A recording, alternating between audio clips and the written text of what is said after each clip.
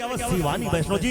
बोला काजल पसंद है, लिपस्टिक पसंद है और संग मगर राजा तुरमया पसंद है। बिल्कुल भैया आप गीत संगीत चलाबो।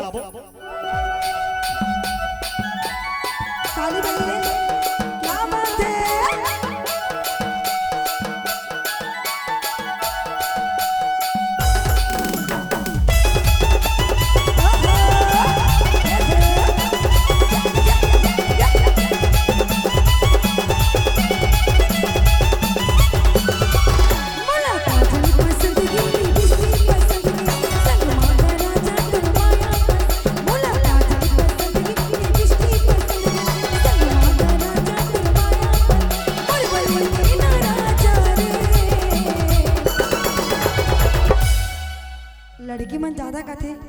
ए अम्मा मोर पर काजल ले देना वो है ना कथा का नहीं कोई लगा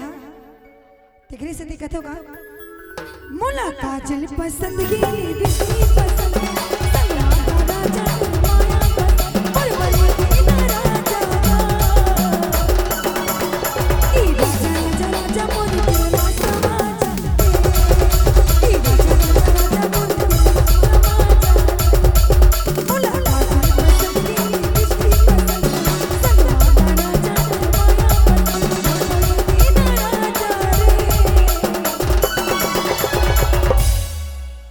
के मन मोर बना राज लागा थे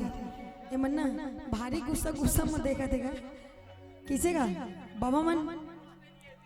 चश्मा में देख तो दीदी मन ला ताली बजाती ही बिल्कुल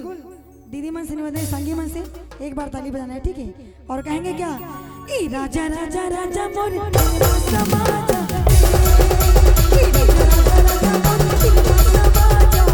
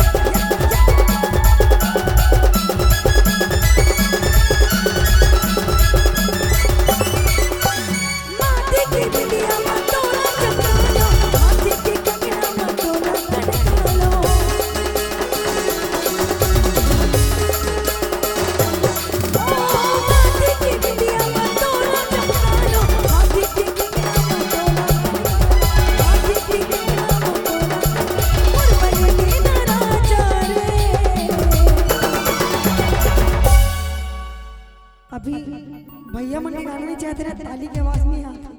काबा की दीदी मन के फरमाइश पूरा होते ना और कहेंगे क्या ई राजा राजा राजा मोर दिलवा समाजा ई राजा राजा राजा मोर दिलवा